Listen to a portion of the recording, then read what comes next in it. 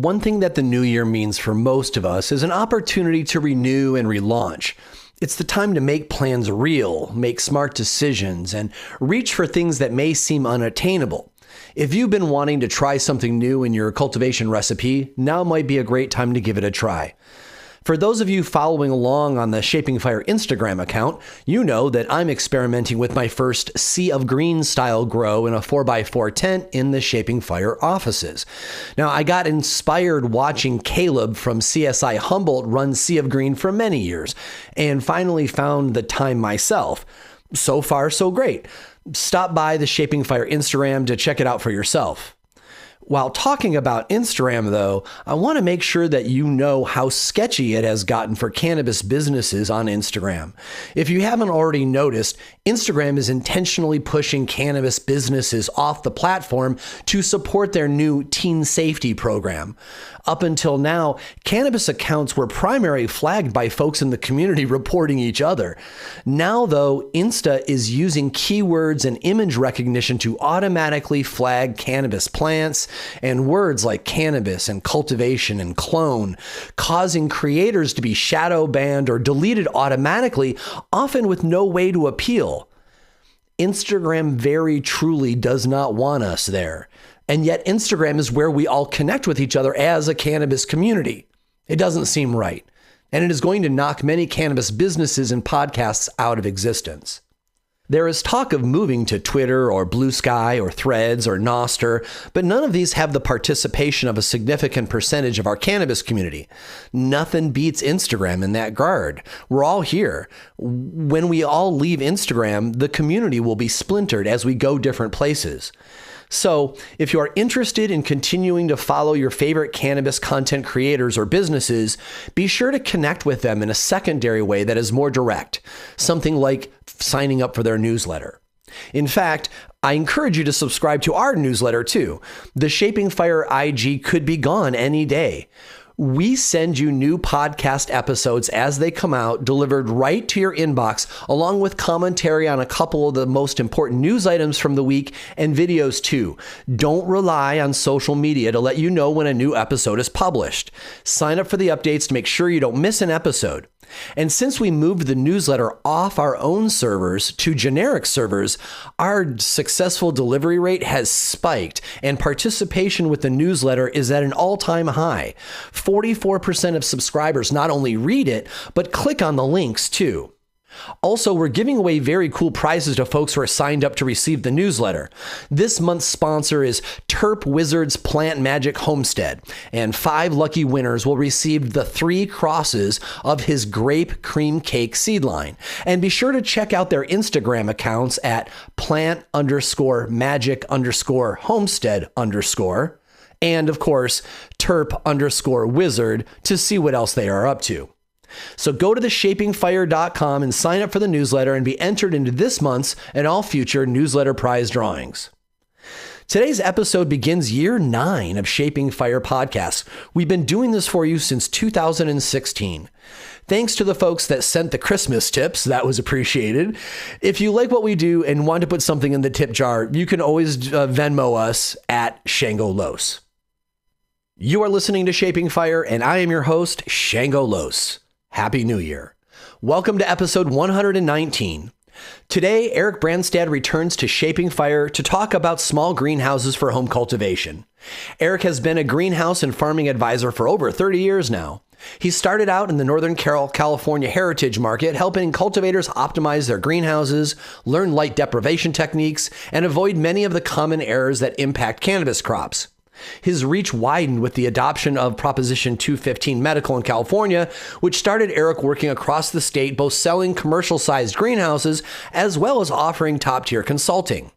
Since normalization began creeping across the country, Eric has become one of the most respected names in cannabis and a thought leader in cannabis greenhouses. He helps multi-state operators and smaller family businesses across the country, and he works with indoor cultivators too. Eric has been on Shaping Fire as a guest before. On Shaping Fire episode 41, Eric was here to talk about cannabis greenhouse rescues when the worst scenario happens and you gotta save your crop, a specialty of Eric's. And again, gosh, all the way back 100 episodes and 8 years ago to Shaping Fire number 13, titled Maximizing Yield with Light Deprivation Techniques. Both great episodes. Today we'll be discussing greenhouses for home cultivation. While our insights today are applicable to most greenhouses that are 20 by 20 and smaller, we are especially focused on the green or white greenhouse kits that are sold on Amazon and elsewhere that are used by folks all over the world and are an easy greenhouse solution.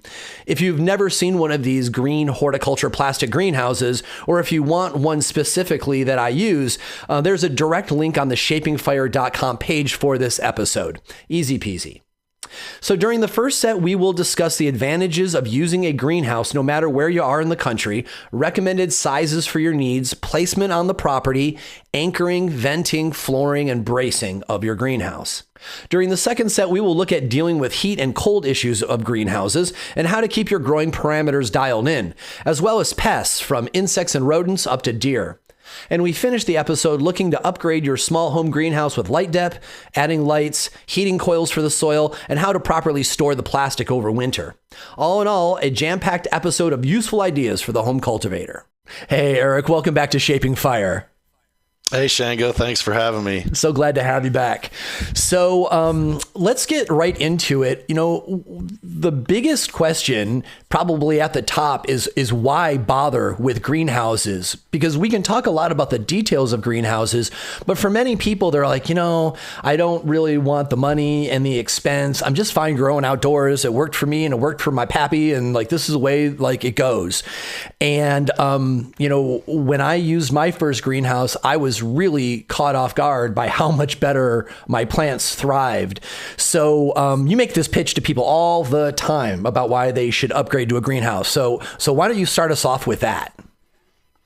Sure. I mean, you know, most people when they grow cannabis, you know, have trouble, especially in the fall, you know, towards harvest season or harvest time, let's say, you know, the weather can start to turn bad. It starts to get colder. It starts to, you know, possibly even rain. And then, you know, throughout the growing cycle, depending on where you are, there can be a reason for greenhouses. I mean, people in New York deal with rain throughout the summer.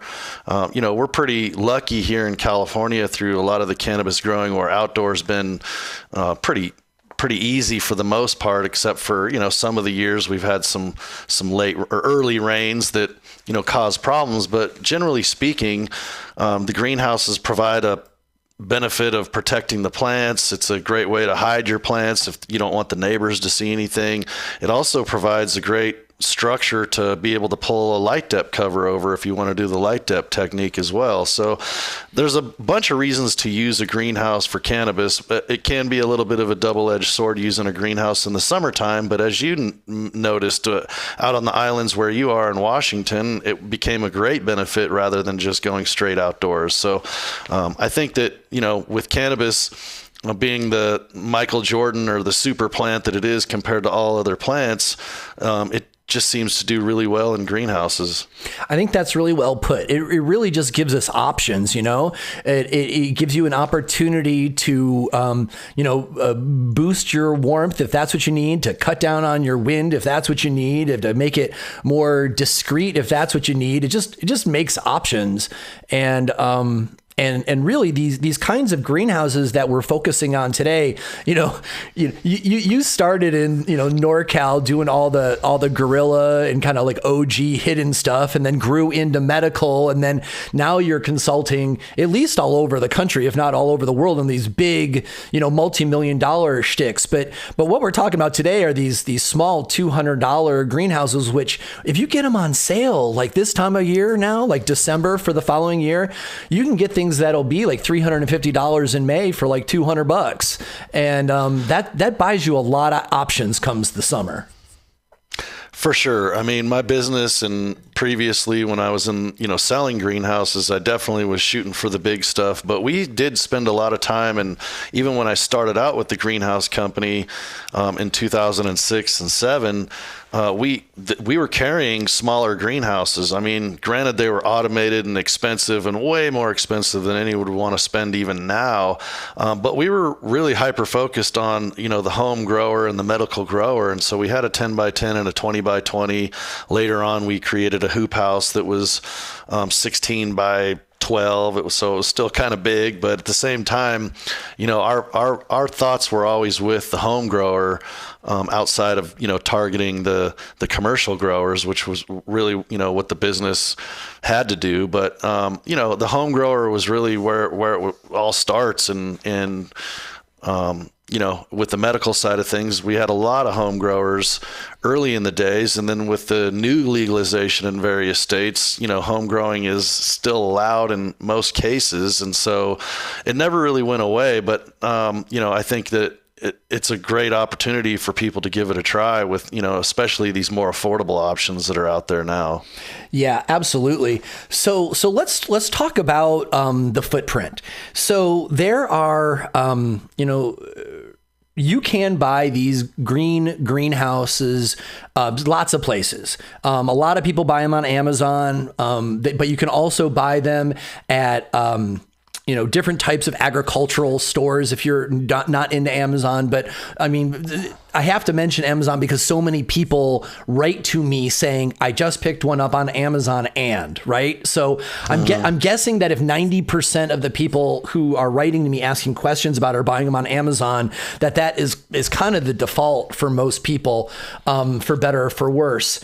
I have bought maybe 5 or 6 different brands on the website. And while none of them are particularly sponsoring Shaping Fire right now, I just want to clue folks in that I have liked the Quick Tent brand, QUICTENT, for their new upgraded stuff. But really, I have not gotten a bad brand yet. So take a look and see which one's on sale and which one looks good to you. But specifically, let's talk about footprints, Eric. The ones that seem to be predominant are 15 by 7, 10 by 10, 20 by 10, and there's a lot of 25 by 10s all of a sudden. I'm not sure why there's so many of the different sellers are using the same footprint, but it wouldn't surprise me if they were all buying their framework from the same company in China, and then they're all just rebranding what they put on this skeleton. What are your thoughts in trying to, figure out the size that you want? It wouldn't surprise me if most people just go for, I'm going to get the biggest that I have got room for on my property, right? But some people are like myself. I needed to get one that I knew would be 2 rows wide at least, because I wanted to be able to walk down the middle and have plants on either side. When you were selling these greenhouses, not the cheap ones I'm talking about, what you were selling was much nicer, but it had a similar footprint. What kind of guidance did you give people when they were trying to determine what size they wanted? That's a great question because everybody is a little different in what they expect or what they want. And so with the greenhouses that I was dealing with, sometimes it came down to price. People had a budget and this is all I could really spend. So we're going to get what we can get out of this budget, basically.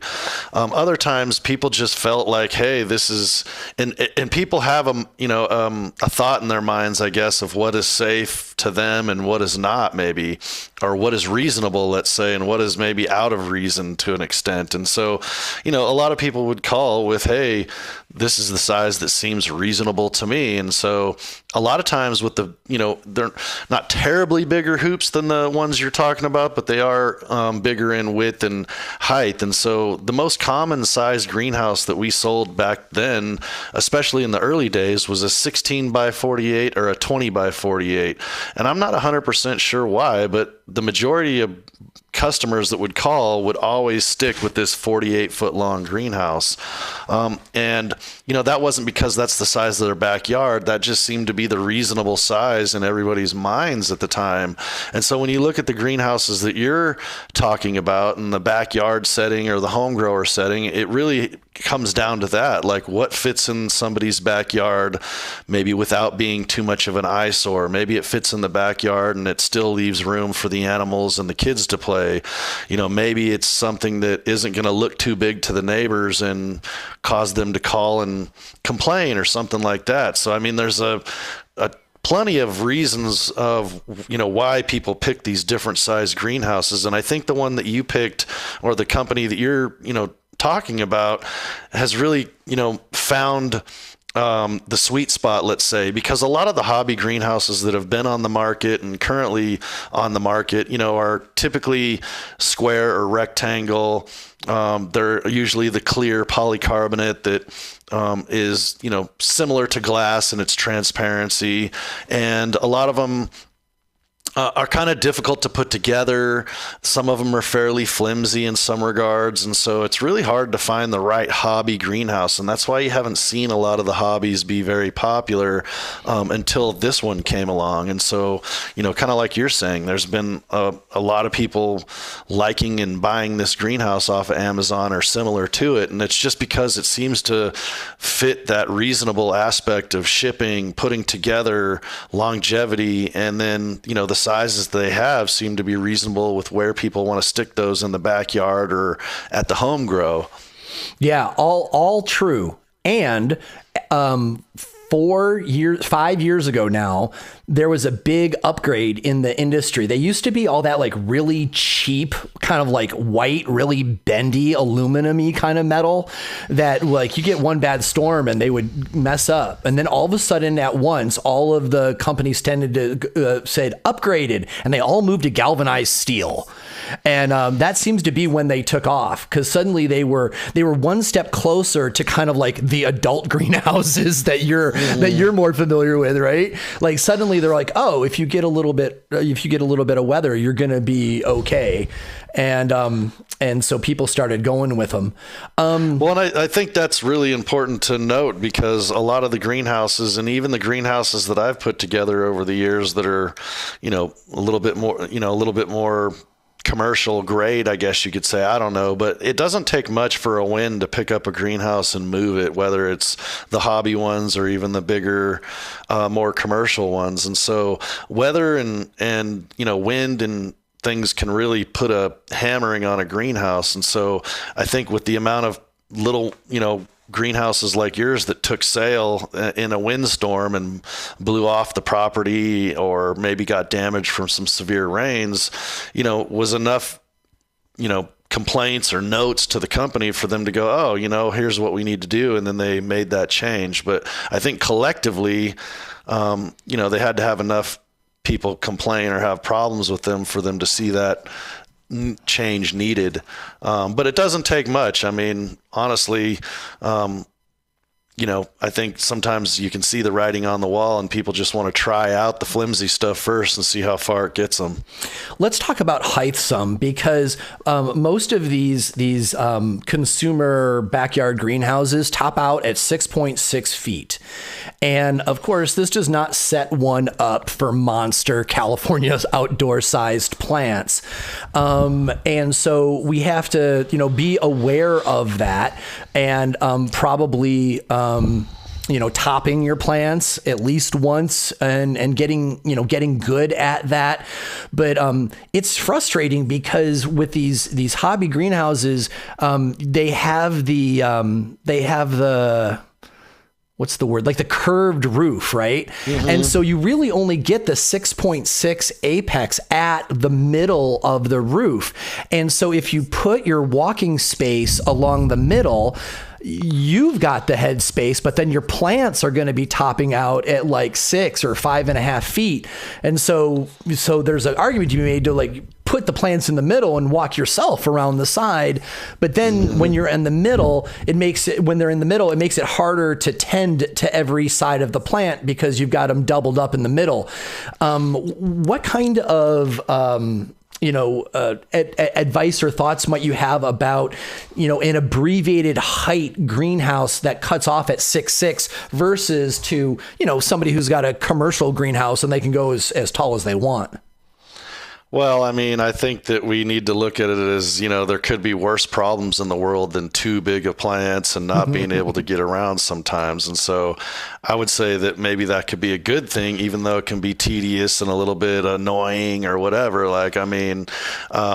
But to your point, I always advocate of trying to put plants in the middle or towards the center if we can. When you look at wintertime growing, and I know we're kind of focused more on the summertime, but there is the season extension and things like that. When you start to have your plants closer to the walls of the greenhouse, they are closer to the cold, basically. And so being away from the walls gives you a chance to keep things warmer for free, basically. But at the end of the day, I think like what you're talking about, topping and training is really important.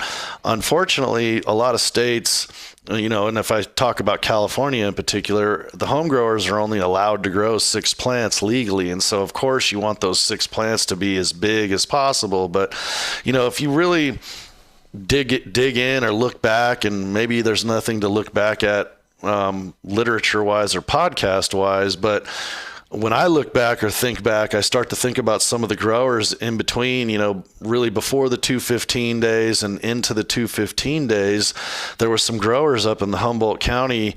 A friend of mine, Joey Berger, the Humboldt local, one of the unique things what they used to do is they used to start their plants outside, and this could be done in a greenhouse too, but they would actually lay chicken wire on the ground over these plants. And I mean, they could grow a 6-pound plant and it would never be taller than 3 feet just because of the way that they trellised it down with this chicken wire and did this crazy ground technique. And so there's only a few people I've heard over the years that are recognized that method or have seen it or heard about it or anything like that. But it's amazing what you can do with some of these plants. I mean, some people have seen how there's growers and, artists that'll do bonsai to these plants and these crazy root systems that come out of these nice features that they create with the pots and the bedding. But, the cannabis plant can do incredible things. And so it's surprising of how much trellising and bending and keeping a plant spread out low to the ground that's possible. So I would say that, on the easy side, topping them. But secondly, how far can you spread your plants and how much can you bend them and bring them around? And it does take a lot of, I wouldn't say a lot of, but it takes some extra work and tending to do some of this stuff. But it isn't out of the question to be able to train your plants to grow low and still stack on good weight. I know from when you've been on Shaping Fire before, and we've talked about large scale greenhouses, that you put a lot of blood, sweat, and tears into studying the placement of big greenhouses on the property and studying microclimates, and then, lovingly encouraging the owners to put the greenhouse the smart place instead of necessarily the convenient place. And, when it comes to backyard greenhouses, I would say the same is true. And yet you have even more pressure, like, oh, but that's where the garage goes, or, oh, that's where the dog run is, or, oh, that's where every summer we put up the pool, or, whatever. There are lots of demands on, somebody's backyard. Now, assuming that they have options instead of just it's the only place in the yard for it, can you give us some thumbnail suggestions for where we might want to place the greenhouse on the property? Sure. I mean, back in the day, one of the things that we'd look to is that, whenever people call for, and this technology is changing over time. I think there's apps and more things now on our phones to sort this stuff out than ever. But, originally when a solar person would come out to give you an estimate for solar on your house, they would have this device, handheld device, that would basically tell them where the sun was and the shadows are for the 12 hours of the day. And so they would come out with this handheld device, stand in a few spots and look and see where the trajectory of the sun and the shade is going to be. And they would say, this is the sunniest spot on your property. This is where you want your solar panels. So we kind of started adopting that same idea with, where do I put my greenhouse? We want to put it in the sunniest spot possible. And so we would use, some of the same techniques. Now, like I said, with the apps and other things that we might use as far as instruments or tools, we can still do the same thing and maybe do it a little bit more affordable or a little easier. But I would say that one of the things that I like to look to is that to make sure that the fall sun or the late summer sun is really intense or really good. So what I mean by that is that, I lived in 5 acres of pasture land, for 20 years. And so sun really wasn't that big of a problem. But recently I moved 20 minutes up the road and I'm in the forest and it's literally barely gets any sun here. And so it's not the greatest place for growing cannabis, but I did find a really sunny spot and I thought I'd give it a whirl this year and put out just 3 plants. I didn't even use a greenhouse because I just wanted to test out this new spot after we cleared some trees. And so while the spot was really sunny throughout the summer and the plants grew fairly tall, as we started getting into the fall, the sun started changing. And basically I got a lot of shade when I needed a lot of sun for the ripening and the flower production. And so that's where it suffered the most. And I would say that, a lot of plants will veg and grow pretty well, even in a little bit of shade or some shade in the afternoon, mixed shade, let's say. But when you start to have the seasons change and that sun becomes diminished during the flowering time, that's where you're going to be the most bummed. And so what I would recommend is trying to make sure that sunny spot you pick is sunny all the way through the finish. And so if you happen to be in the forest and you say, this is a sunny spot, that might be true, but is it going to stay sunny the entire time? And if it's not, I would find a place or cut a tree or do something to make sure that you get that late summer sun for the flower development and the ripening. That is so true, especially if you live a place that isn't as gifted with cultivation weather as California, right? Like up here in Washington, my sun disappears there in September. And so my first couple years here, I was positioned where the sun was in July because I was all excited to bring the plants outdoors.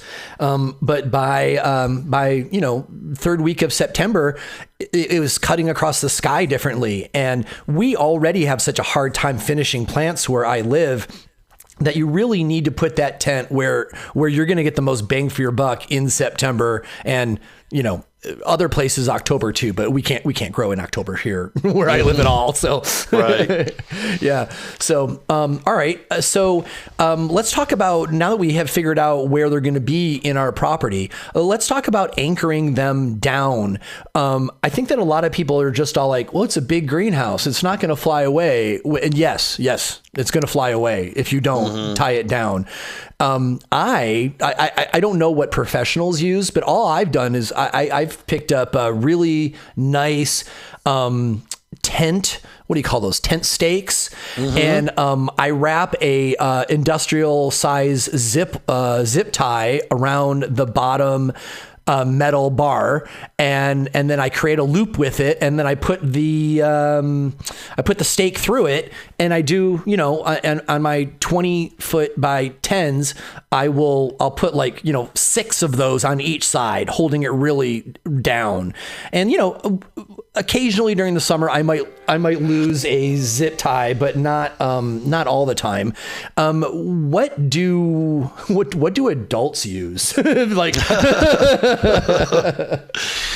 Well, I think there's a handful of things that people do to secure their greenhouses, and I think all of them could be looked at as a good or correct way to do it. But, sometimes things resonate with one person better than, or one idea resonates with somebody better than the other idea. And so I think the bigger, fancy, stronger tent stakes like you're talking about are a great option. The other thing that I've used is concrete stakes, and, concrete stakes are basically heavy metal bars with a pointy end on it, and they also have holes drilled into it. And so for me, was a lot of the greenhouses that we did, some of them we did, as you know, as booths for trade shows and lounges, and there was other people that wanted to do a similar greenhouse, but they knew they were going to move it, so they didn't want to auger the holes and cement them in like you're supposed to, like the plans say. And so when some of the greenhouses maybe have a baseboard at the bottom, it could be a small 2x4 or something like that around the base perimeter of the greenhouse, even if there's not one. But the concrete stakes work really well because you can get them in a 8-inch, 12-inch, 24-inch, 36-inch concrete stake, so you can really drive them down pretty good. And if you have it right up next to the greenhouse, you can use those holes that are pre-drilled into that concrete stake close to the top once it's all the way tapped in, and run some wire through it, run a zip tie through it, or even take a screw and screw it right into the baseboard, and it stays pretty well attached. And so concrete stakes have been popular. Rebar cut up into various lengths and section has been popular, kind of doing the similar thing. There's other people that have taken rebar and bent it in half so it makes kind of like a horseshoe or a U shape. So you're basically driving it into the ground, maybe straddling something of the greenhouse, maybe a bottom sideboard or purlin or something that maybe you can attach to and do that with. Another thing that people have done is similar to what you maybe see when people put up those, party tents or circus type tents for get-togethers and things, is where they actually throw the strap over, a ratchet strap over the entire greenhouse and attach it to something that's fixed into the ground. And in some cases, there's been places where we've put things up that we're not allowed to drive stakes into the ground. So we fill up a bucket with cement. So you'll take a 5-gallon bucket, dump a cement bag into it, and fill it with water, and you basically have this hardened cement bucket, for lack of better words. And some people will even put a fancy hook maybe inside that concrete, so that it dries, you actually have something to hook to that concrete inside the bucket. And so people will put the buckets around the perimeter of the greenhouse, throw these straps over the greenhouse, and then attach them to these buckets. And so it's not to be ratcheted down so tight that it's actually pulling your greenhouse down, but it avoids it from being able to take off or lift off. Listening to you kind of name off all these different solutions, I just felt so proud of stoner ingenuity. like you take these plus all the ones that we're not even going to mention. Like, people are always figuring stuff out in new and novel ways in our scene. Oh, for sure. I think, you could take whatever we just explained and hybridize it or do it a little bit differently with the same parts, and then you and I learned something. Totally. It doesn't surprise me that we've already mentioned Joey Berger as an innovative cannabis person, because he's always posting about, I'm trying this new thing, and I really appreciate people who are, thought leaders like that, right? Yeah, necessity is the mother of invention, and when you're, when you've smoked a couple, it really can go. You can really go out there with it. Yeah. All right. So let's talk about the skin when the plastic is put on. The only and biggest issue that I have run into with a season of plastic is when there is rain. It is often it often creates like divots in the plastic where water will collect. Now, people who have got more professional greenhouses will immediately say, "Oh, it's not pulled tight enough. You have to have like channel locks on either side of the greenhouse to really lock that in." But these greenhouses are much too small for that. I forget what those things are called. The little wiggle wire. What's that stuff? Yep, that's what it's called. Wiggle wire. Oh, is it called wiggle wire? Oh, yep. Great. So it's like these greenhouses are just too small for that. And you could, but you'd probably double the price of the greenhouse by adding wiggle wire minimum. So really what we're talking about is ways to support the roof differently. And this year was the first year that I tried just simply to run rope back and forth between the ribs that would create additional support in between the ribs.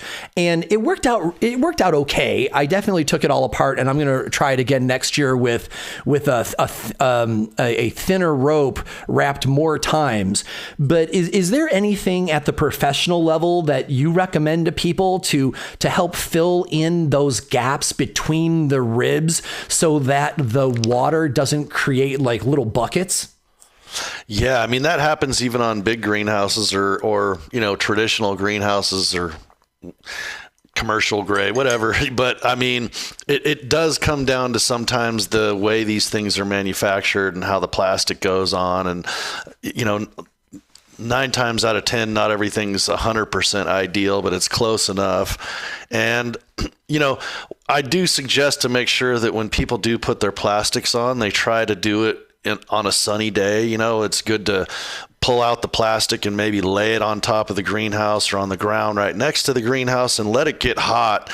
And that way it a lot of times, as most people know, when things are warm, they're a little bit more pliable or malleable. And when things are cold, they're a little bit more stiff and harder to deal with. And most, if not all, greenhouse plastics are the same way. And so it's good to lay it out, let it get warm, and really try to stretch it on as tight as possible so that when it does cool down, that contraction, is what creates that tighter fit.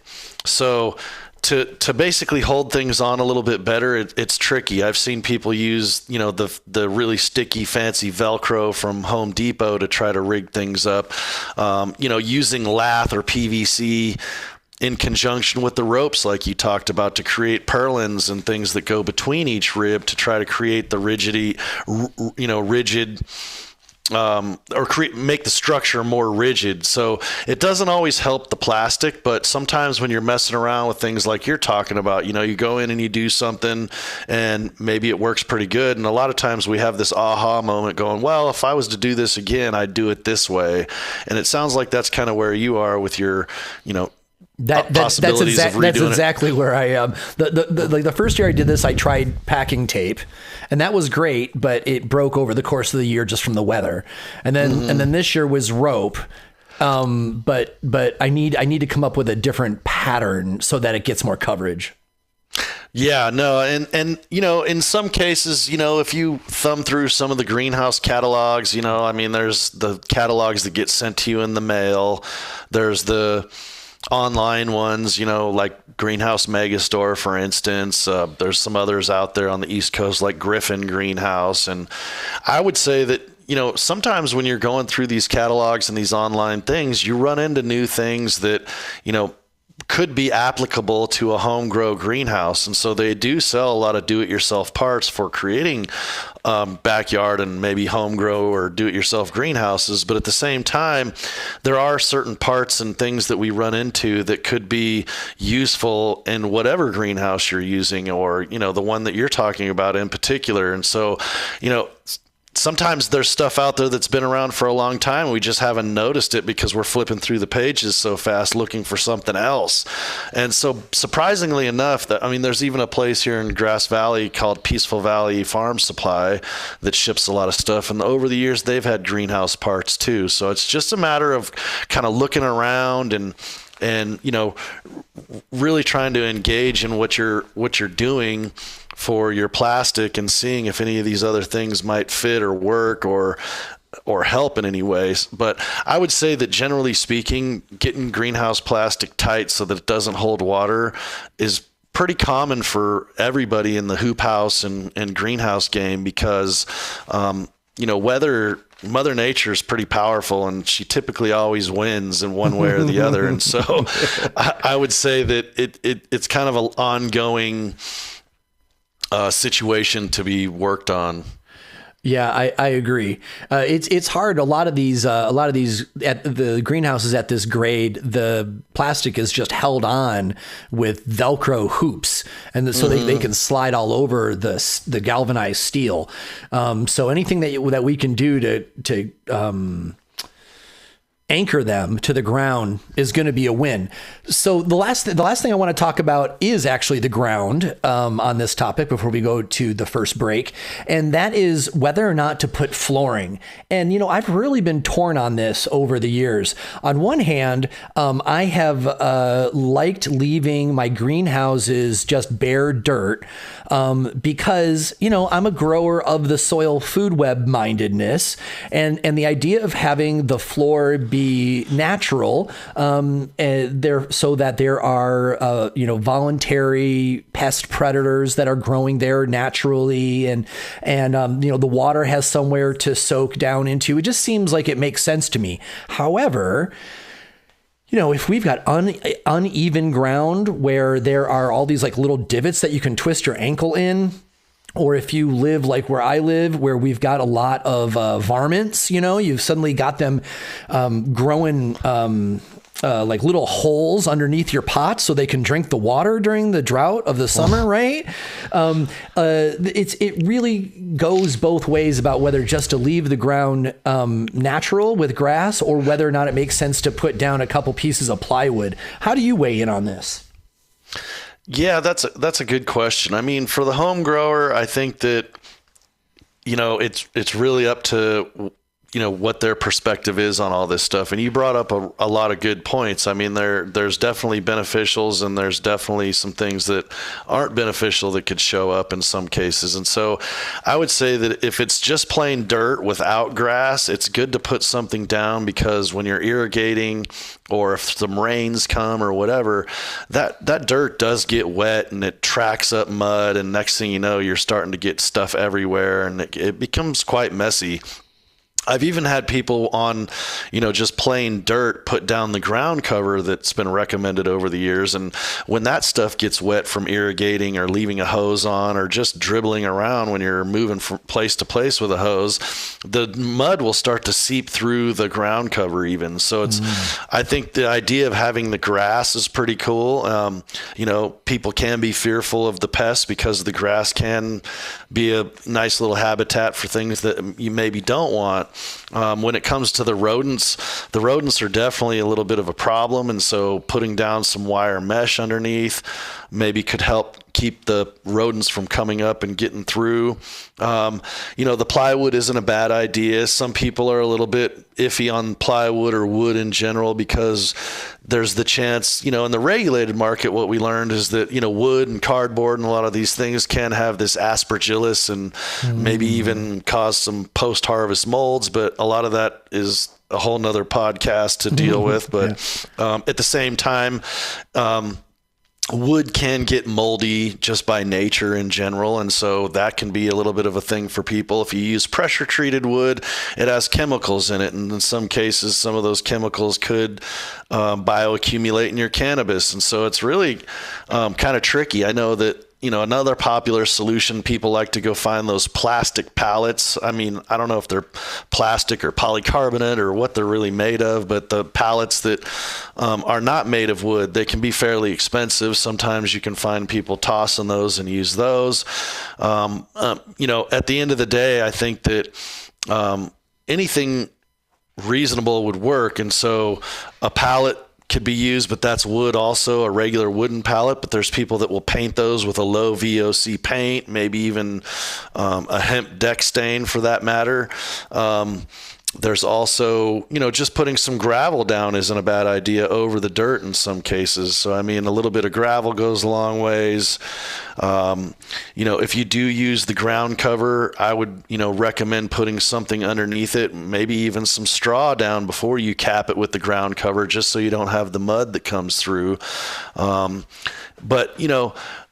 When using the containers that you're using, some of the containers can take up a lot of space as well. And so those cover the ground. When people are doing these beds or raised beds, a lot of times they will even use bark around the beds as a mulch layer. And bark is pretty pretty safe in most regards for the fact that the weeds don't like to grow through it as easy. It doesn't get muddy, and some of the bark doesn't seem to have the same moldy effects or negative effects that wood does, like plywood or things. A lot of times the mulch from wood chips can have a lot of beneficial qualities to it with the fungi growing into it and having that mycelial mat growing, and it keeps the weeds from growing through, and it makes for a nice cooler atmosphere. It doesn't get too hot like some of the other things do. I would just be on the cautious side, and knowing that, maybe if someone was to use certain ground covers like black, black can get really hot in the summertime, and it can heat up the greenhouse more than you want it to, and maybe have adverse reactions to the environment in the greenhouse just because it stores and collects so much energy. It could be a benefit to some people, though, that are in places maybe like the islands or areas where it stays fairly cooler, and they're trying to get some of that free heat into the greenhouse and warm some things up. On the other side of that would be using, something that's a lighter color, a white ground cover. It's kind of the other side of that is why over the years we've recommended people use a tan grow bag versus a black grow bag. And that's because they just get way more hot than black gets way more hot than a tan grow bag. But again, that can be a benefit in some areas. I just went to a farm recently that does put down the black this time of the year because it is colder, and they're trying to get as much free energy as they can. And so they do switch the colors up for their fall run. And the other part of that is that, if you're going to be using your greenhouse in the wintertime or the summertime, so you really kind of want to be strategic. If it's only the summertime, then you might be able to get away with, just a lot less or a thinner layer of something. And if you're going through the winter, then I would recommend probably going into some type of a gravel base to start with. You might cap the gravel with the ground cover, a pallet or wood or something else, but the gravel is really helpful in the wintertime to keep from sinking into the mud. Wow. All right. So first of all, I love having you on the show, Eric, because you have such a depth of experience. As you gave that elaborate answer, I was going through every one of the situations, and it brought to mind two things. Number one, how you always teach that there's no right way to do it. There's the best way to do it for where you are in the country, what your weather is like, what your growing goals, and what your budget is. Right. And so you gave us a bunch of options depending on what our goals are. And I dig that. And also hearing you go through the list, I can almost see you go like, oh man, that guy did this and we had to fix it. And this guy did this and we had to fix it. And like, you're really kind of going through a greatest hits of problems and solutions that you've had to deal with different clients. Yeah, I mean, unfortunately, maybe fortunately for me, unfortunately for some of the growers that I've showed up, a lot of the work that I've done is to help people in the kind of a rescue situation or showing up to work on one thing and I see another problem going on. And it just, it's been a lot of years of being able to see what works and what doesn't work. And it's not to say, like you're saying, there's not one thing that is better than the other. It just, every farm is different. There's not one cannabis farm that is exactly the same. And that's even here in California. I mean, every greenhouse I go to has a different way of setting it up or doing it or heating it or the flooring for it, So, I mean, and it's the same way across the country. The bigger, the fancier the greenhouse, the less similar it is to any other greenhouse. And then when you get to the very basic, simple, home jobs, you get to actually see a lot of cool stuff. But in cannabis and in growing in general, whether you're doing vegetables or cannabis, but it seems like with cannabis especially, there's always, 2 steps forward and 1 step back. Yeah. And that's not necessarily a bad thing, but it's really, not something that is a perfect situation all the time. Yeah, especially when you're burning money. So, yeah, right. All right, cool. Well, we're going to go ahead and take a short break and be right back. You are listening to Shaping Fire, and my guest today is OG greenhouse consultant Eric Brandstad. Now, without these advertisers, Shaping Fire would not happen. So please support them and let them know that you heard them on Shaping Fire. This message is for folks who grow cannabis. I'm talking to home growers, patients, and commercial growers too. I'm probably talking to you. When you plan out your next growing cycle, be sure to check out Humboldt CSI Seeds at humboldtcsi.com. Caleb Inspecta and his family have lived in Humboldt County for over 100 years. For the last 40 years, 3 generations of his family have cultivated extraordinary Sensimilla cannabis in Humboldt, Mendocino, and Trinity counties. Because of his lineage and the hard-earned experience that comes from growing up, smoking and sifting large populations of cannabis plants in Northern California, the seeds you'll cop from CSI will be winning genetics based on longtime heavy hitters and updated and resifted to bring out new and exotic traits and better yields. Go ahead and ask around. Caleb, also known as Inspecta and Pirates of the Emerald Triangle, is a breeder's breeder. He reaches way back and works with significant strains, recreating them in new and interesting ways that you'll love as a toker and a grower, as well as offering you some surprises that will delight serious seed traders and cultivators. Humboldt CSI goes a further step and selfs all these chemovars so you know all the seeds will be female. These are not experimental feminized seeds. Humboldt CSI releases some of the best female seeds available anywhere, and it will show in your garden. Folks grew quite a bit of CSI Humboldt genetics last year here on Vashon Island, and everyone was pleased. The patients had beautiful female plants and didn't have to cull half of their garden as males. The folks growing for the fun of getting high grew colorful flowers with exceptional bag appeal and great highs. And breeders had 7 out of 7 females in a pack, which gave them a lot of phenotypic choices. Take a moment right now and visit HumboldtCSI.com. You'll find an up-to-date menu of both feminized and regular lines, along with photos and descriptions. That's HumboldtCSI.com. Revenue is tight for cannabis businesses right now. There is no question about it. And when revenue tightens, businesses need to spend smarter on advertising. Instead of throwing obscene money at hanging your company's logo from the rafters at your next convention, perhaps consider placing commercials on Shaping Fire. And if you are a very small business, there is simply no better bang for your buck than commercials on Shaping Fire, especially if your products are for regeneratively minded cultivators. Advertising on this show allows us time to talk about your product, service, or brand in a way that really lets people know what sets your company apart from the others. Bold people who own companies know that getting into relationship with their customers is essential. That is what we offer.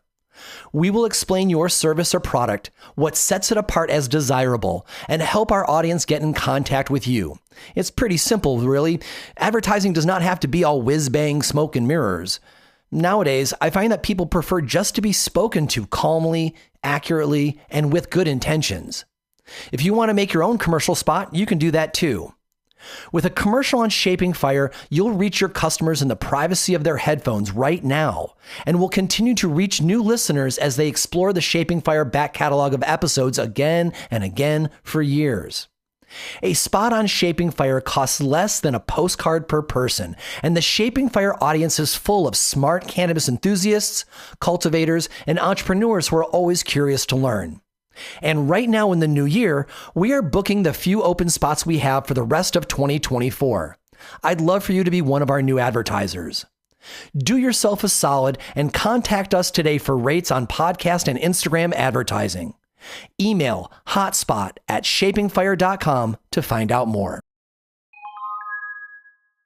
One of the challenges with buying autoflower seeds is that often you'll have as many different phenos as you will have seeds in a pack. That can be fun, sure, but so many varieties in one pack is a sign of an immature seed line that hasn't been worked enough. I prefer my autoflowers to be worked enough that each pheno in the pack really captures the aspects that the breeder was intending. This is why I recommend Gnome Automatics to my friends and listeners who grow automatic flowering cannabis seeds. Gnome Automatic seeds are not just crossed and released. They are painstakingly sifted again and again, tested in a wide range of conditions, and taken to a level of maturity that each plant will be recognizable by its traits. Traits that were hard-earned so that you can have your best growth cycle ever. Over the last 10 years, Gnome Automatics founder Dan Jimmy has become a trusted breeder, and he continues to pour his passion of breeding cannabis into every variety he releases for you to grow. Check out the Gnome Automatics Instagram at gnome_automatics to see the impressive plants folks are growing. You can score Gnome Automatic seeds in feminized or regular at your favorite seed provider listed in the vendors section of their website. Commercial cannabis farms across the country love growing Gnome Automatics because of their consistency from seed to seed, short grow times, THC percentages, and colorful bag appeal. Farms interested in bulk seeds of more than 1,000 should reach out through gnomeautomatics.com. While on the website, be sure to check out the Gnome Automatics shirts and other merch section too. If you want reliable seeds, hand-built from effort, expert selection, and experience, choose Gnome Automatics. Welcome back. You are listening to Shaping Fire. I am your host, Shango Los, and my guest today is greenhouse consultant Eric Brandstad. So during the first set, we figured out where our greenhouse is going to be on the property, and we got it all set up. Let's start talking about how to deal with some of the common challenges that are involved with having a greenhouse. And let's start with heat. You talk regularly about the difficulties of abating heat in our greenhouse. And this is something that we attract, right? Because we want the warmth and we want the heat because the plants want it, but we also don't want to cook the plants or make them too thirsty or dry out our pots. And so we're trying to get, we're just trying to hit this sweet spot. So I'm assuming that our number one ally for keeping our heat low is going to be fans, but I know that you have got a bunch of strategies. So why don't I just kind of hand you the mic and say, what are things that we should be thinking about for abating the heat when we're setting up our small 20 by 10 foot greenhouse? Sure. I mean, primarily the greenhouse itself hopefully has some ventilation, and I know the one that you're talking about actually does, with the big door in the front, and then down the side it has all these windows that roll up or open. And so similarly to other greenhouses, let's back up here. A lot of the other hobby greenhouses also did not have, or not equipped with enough ventilation. So a lot of times they have just a little louver that opens by hand, and maybe there's one on the roof or whatever. And so historically speaking, most of the hobby greenhouses that have been on the market turn into little storage sheds in the summertime, and then they don't get used in the winter because people are happy with storing stuff in them. And it's because they get incredibly hot. And the other thing people forget is that, greenhouses were invented for the winter or when it's really shitty out, not when it's, a perfect hot sunny day. But when cannabis came along, we all, grow. The best time to grow is when it's hot summer and the sun's out. And so boom, we put these greenhouses out there that are not really for that time of the year, and we have all these problems or heat buildup. And so, like I said, the vents are really crucial. Looking at these greenhouse covers is also an important factor. And so the clearer the cover or the polycarbonate, the more exposure to the plants that we have. And so one of the things that people talk about is, the word heat, but we're not just talking about the air temp. We're talking about the heat that is associated to the plant. And so there's two different things that I look at in a greenhouse. And so one might be the air temp, obviously, but the other is going to be the plant temperature itself. And we look at that by simply even using a handheld laser thermometer where you point and the little laser comes out and you point it to where you want, and it tells you the temperature of these surfaces. And so it's really handy to take one of those devices and aim it at the flower of your plant or even a leaf, and you can actually see that the plant temp is typically different than the air temperature. And so monitoring that really helps a lot more than just looking at the air temp, because in some cases, if you have enough ventilation and maybe a good greenhouse cover that isn't totally clear like glass, you might see that there could be a reduction in leaf surface or plant temp compared to the air temp. And if that's the case, you're on the right track, or things will probably be okay. But if it's the opposite, where the greenhouse is warm inside and the plant temp is actually warmer than the air temp, you're bound to run into problems with powdery mildew, mold, botrytis type mold and things like that. It's not going to end well. So what we try to look at is that, like you brought up, fans are definitely a popular thing to move some air around, but if it's still sealed up and there's not enough fresh air coming in, the fans are just going to move that air around. And so the one thing that I always like to tell people, and the phrase that I like to, live by a little bit, is that if you trap air, it will heat up. And so the key for a greenhouse in the summertime, especially a home grower, and even, maybe a commercial grower that has not such a fancy setup, kind of a basic hoop house, is that we want to not trap that air so that it heats up. And how do we do that? Is we try to take away this greenhouse effect. And so it's okay to have the greenhouse, but it's not always okay to have the greenhouse effect where it's getting warmer and warmer inside all the time. We can break that by opening up the greenhouse and avoiding trapping all that air. And so, on a greenhouse like the one you've showed pictures of, in a place that maybe gets really hot, I would say that the benefit would be to put doors at both ends of that type of a greenhouse. And that way it really slows down the ability for that air to be trapped. And so when we have these openings, let's say we just have one door, the windows are open, you still might have a little bit of solar gain. It might not have the same amount of solar gain if everything was sealed up, but it still has a little bit of solar gain. It's a little bit warmer inside than it is outside. But if we put that other door at the other end, we might have now alleviated the ability for it to act like a total greenhouse, and we're going to actually see the same temperatures inside the greenhouse as we do outside. And so some people might say, well, it's 100 degrees outside. That's okay. If it's 100 degrees inside the greenhouse, we know that we've avoided the solar gain. We're not going to get it cooler by any means, but the goal is to not let it get more hot inside than it is outside. And so if we've gotten to that point, then we start monitoring the leaf surface or the flower temperature of the plant with our little laser thermometer.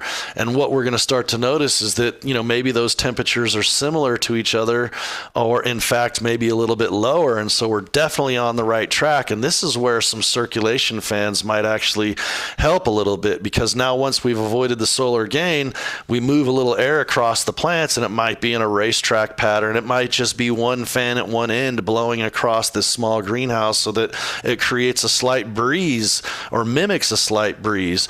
And what ends up happening is the plants actually become a little bit cooler than what they originally were. And so when I have leaves kind of dancing in the circulation of the fans, we can see a 3 to 5 degree temperature difference than we would if the plants weren't experiencing any air movement. And so, plants and people are similar in the sense that plants have all this water moving through their system, just like we have blood, and our blood's like, 70 or 90% water anyway. And so we have this circulation going on, right, between ourselves and plants with this water moving through everything. And so, on a hot day, if you go and stand in front of a fan, it'll have a cooling effect on our body, because our sweat, our perspiration basically is starting to get cooled off, and eventually we might even stop perspiring, even though we're still out in the hot weather. This fan has created a little bit of relief for us. And so plants are the same way. And so a plant doesn't perspire like a person does. It transpires, right? And so as a plant is transpiring and we start to blow some air across it, it will eventually start to cool down a little bit. And that transpiration process doesn't go away, but it slows down quite a bit. And anybody that's had a plant that is transpiring, it's hard to see because it's not like sweat on our forehead. You can't just see it dripping down. But what we see condensation forming on the roof of the greenhouse and trying to drip back down onto our plants. And so condensation typically is a result of plant transpiration. And so if we try to work on getting our plant temps in check, we'll be able to avoid that condensation that everybody is trying to avoid or get rid of and not deal with. And that, kind of coincides with the light depth technique. When you put your plants in a light depth, cover them in this bubble with a blackout cover. There's no air coming in or out a lot of times, especially traditional ways of growing. And if your plant temps are up, when you go to seal it up, you're instantly going to see this condensation form. And so people that are able to keep their plant temps down compared to the air temp, and that's why I'm saying there's not a perfect number that we're looking for. We're just looking for plant temp to be lower than the air temp. You typically don't see that condensation form throughout the day, and you don't see it show up as much when you pull your light depth cover. And so another thing that helps with that is the greenhouse cover itself. And, knowing that you have that green cover on your greenhouse, it does provide a little bit of diffusion. It has the reinforcing strings that go through there that makes that cover, more durable than it would be if it was just a plain piece of plastic. Does provide some diffusion. And so basically the diffusion is also maybe another way of looking at shading, or another aspect of diffusion is scattering infrared. And so infrared is what brings the heat. And so we're basically trying to disrupt the infrared, but we're still trying to get as much light as possible and to the plant. And so a lot of times with the clear, like glass covers, you don't have that protection. They actually can magnify the light at times, and it'll make the plant temp even warmer than it should be, or warmer than you want it to be, just because that's how these plastics work. And so originally when I first started selling greenhouses, that's what we originally thought. We want the clearest cover possible, like glass, because outdoor plants are in the full sun. When we're growing with lights indoors back in the day before LEDs and all this, people wanted as many lights as possible, and they wanted them turned up as high as possible. And so we automatically thought the same thing for going into a greenhouse. But what we learned is the sun is intense. It's the most intense light bulb we have around. And so a lot of times the overexposure to plants can be too much throughout the growing cycle. And so having the right greenhouse cover, and I believe the green one that you in that picture, is a great option for doing that. And then I know that the upgraded version is a white, and I've seen a white, I forget the product name of it, but it's a white, you can't see through it. And I almost didn't think it was a greenhouse cover. It's a Sunmaster. They have a bunch of different versions, and this white one actually does let light through, and it worked incredibly well in Arizona. So I'm assuming that the white upgraded version that they have offering for your greenhouse would be suitable in some of these areas like Arizona, New Mexico, and even California, where it can be extremely hot sometimes, where that white will actually diffuse and calm down that infrared or that heat that's being brought onto the plants, but still provide enough light for a great growing cycle. So in some cases, somebody might just use the openness of the greenhouse for ventilation to take away the greenhouse effect. On top of that, they might use the greenhouse cover to make sure that helps or works even better. And then the other thing would be adding that circulation fan. Now, somebody might want to do all of these things into one aspect of a greenhouse to have the most, support or protection. And then in some areas of the country, one of those things might do the job. As far as one more question about the fans before we go on to cold. So it's, from what you just said, it sounds like a positive strategy would be for example, a box fan set up as an intake at one end of the greenhouse, and I've got mine hung just simply with zip tie to the rib, and then at the other end you have an exhalation end, and so it creates this. It comes one in one end, and it's being pulled out the exhaust end at the other side, and then maybe for the leaf temperature, maybe a couple oscillating fans in the middle. So I've got an intake on one end and exhaust on the other end, and then a couple of exhaust fans in the middle, just kind of like moving the air around on the inside. Is that kind of what you were describing? Yeah, yes and no. And the reason that I say the no part of it is because here's a couple things, and I'm not necessarily directing this towards your setup, but this is kind of a generalized aspect or outlook on this topic, is that people can put too many fans And what ends up happening, let's just say in the idea of fans at both ends, like sometimes people will have fans, at both ends pointing inwards, and we have only air coming in and no air coming out. So it's almost like this positive pressure idea. And what ends up happening is the air comes in at a high volume, but it has nowhere to go. And so inevitably it heats up and it becomes hot inside. And so like what you're talking about with a more negative pressure idea, you have a fan bringing the air in, and maybe there's a fan at the other end helping it shuttle its way out. One of the things that can happen though is that some fans, and this could be even using the same exact fans, not all motors and manufacturers are perfect, and so there can be flaws in some of these ideas or setups. And so what I mean by that is that you could have more air coming in than you have coming out. And so in some cases, what I've seen in even commercial, the big fancy greenhouses, is that they have so much air coming in that it actually heats up before it's able to travel out. And in some cases, what I've seen is there's too many circulation fans on the inside. So what that does is it draws more air into the greenhouse than it would just using the exhaust fan. So the exhaust fans are designed to bring in this air and shoot it out the other side. But if you have circulation fans inside that are bringing in more air, it's almost like if you were trying to put a hose in your mouth and drink all the water, you can't. It's you end up having water blowing out your mouth and your cheeks are full and it doesn't work. And so the same kind of, I don't know if that makes sense, but the same kind of thing happens with the fans, is that the circulation and maybe the exhaust draw in more than the exit fan can handle. And so you're basically having air that's sitting around in the greenhouse waiting for its chance to escape. And in the meantime, it's heated up.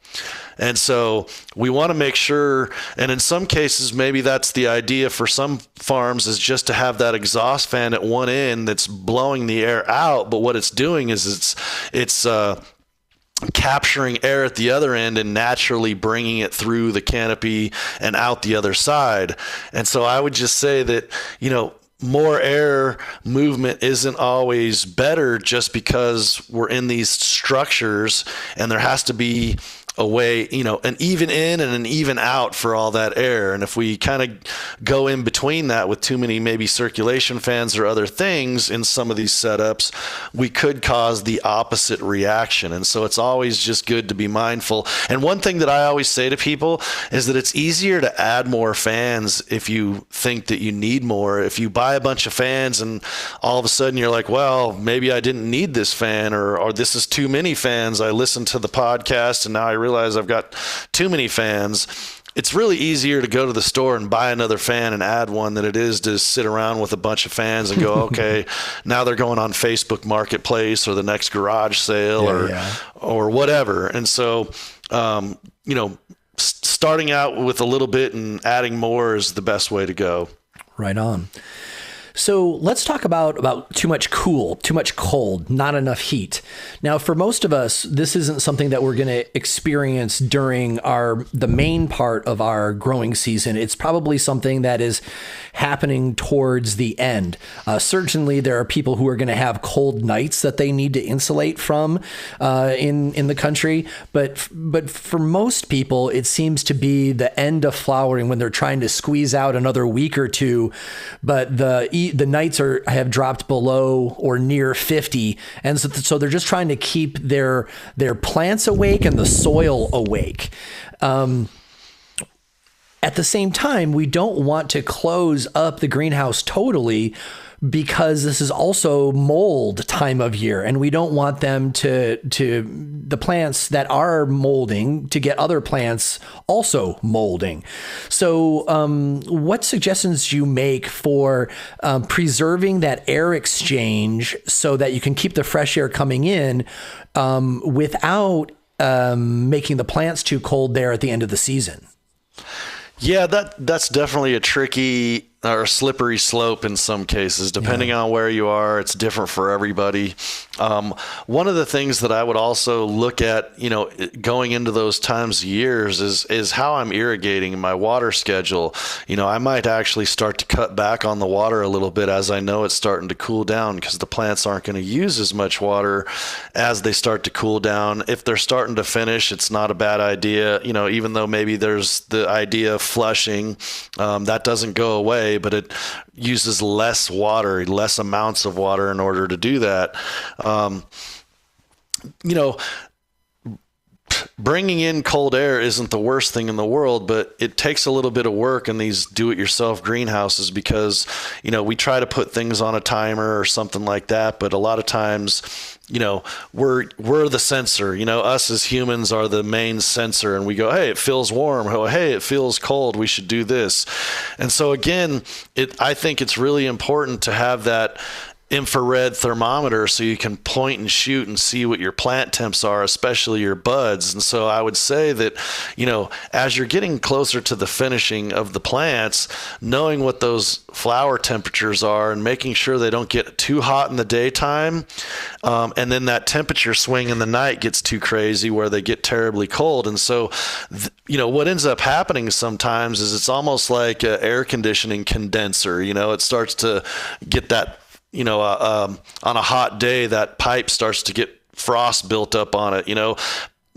Plants are kind of a condenser in the same regard. They don't necessarily get frost and freeze around them or whatever, but they get hot and cold. And when they get hot and cold, they expire moisture or not in some cases. And so being able to monitor where the shift or where that change is, and kind of knowing, because here's the thing, you don't necessarily have to carry this thing around all the time and monitor things. It's not a bad idea. It's not hard to do, but eventually you start to get a little bit of a groove going. You kind of get that Jedi mindset with the plants and going, okay, I know what's going to happen on a day like today, so I need to be prepared and maybe close the greenhouse up a little earlier than I normally would. And that goes for the opening of the greenhouse. Maybe I need to actually open the greenhouse a little bit more on these days. And so really understanding and looking ahead at the weather patterns, and then realizing what the cause and effect is with some of that weather on those plants in that greenhouse. And really, the temp and humidity, sensors are great. Even the basic pool ones that, you hang outside and you don't have to hook it up to any electricity at all, are really good for telling us the temp and the humidity of things. And then we look at the plant temp with the laser and we go, oh, aha, this is where I'm at. So, if things get warmer or colder, this could be what happens. And so in some cases, it might be just turning off the fan, or it might be just turning on the fan, or it might be closing the greenhouse, like I said earlier, or opening it up. But I would say that it's best to always do one little thing at a time rather than several things, because it's really easy for us to get caught up in how we feel also, and how we feel isn't how the plants feel. And so, when we're walking around in socks and shoes and hats and gloves and pants and all these things, what we're feeling isn't really how the plants feel. There's not an apples to apples situation going on. And so I always kind of laugh when people go into a grow room or a greenhouse and go, oh, it's really hot in here. Oh, it's really this or that. And that's true, it is. But are the plants experiencing that same, feeling or reaction that you're getting out of the room? A lot of times it's not. And so that's why I say, monitor what the plants is really doing. Soil temp is really important, the substrate temp, and knowing what that is, and being able to make sure that you're not using freezing cold water towards the end of that cycle and shocking the roots even more for the development of things. It might just be that we need to heat up the water when we irrigate at that time of the year, and maybe nothing else matters. But again, you have to monitor all that stuff so that you can really process everything to help make that decision of what direction you're going to go.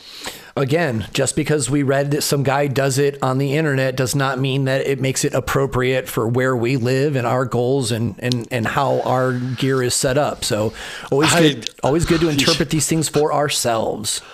Instagram has not helped the commercial farmer one bit, I feel like. All I've seen is people go, I saw this online. And I'm like, well, that wasn't in your state, your town, and your climate, or any of these things. And so, Instagram or social media is a great place to see.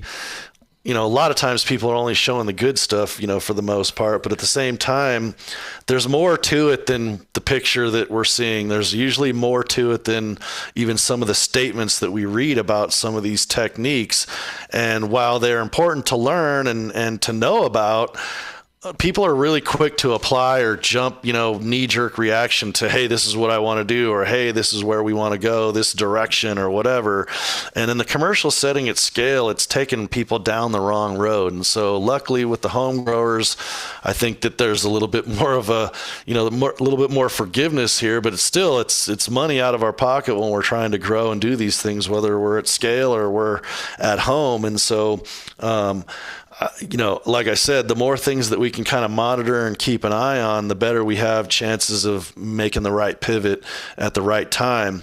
But again, I would take what you learn on social media sometimes, especially when it's just a picture and a quick statement, with a grain of salt, because there's way more to those stories than what's being told.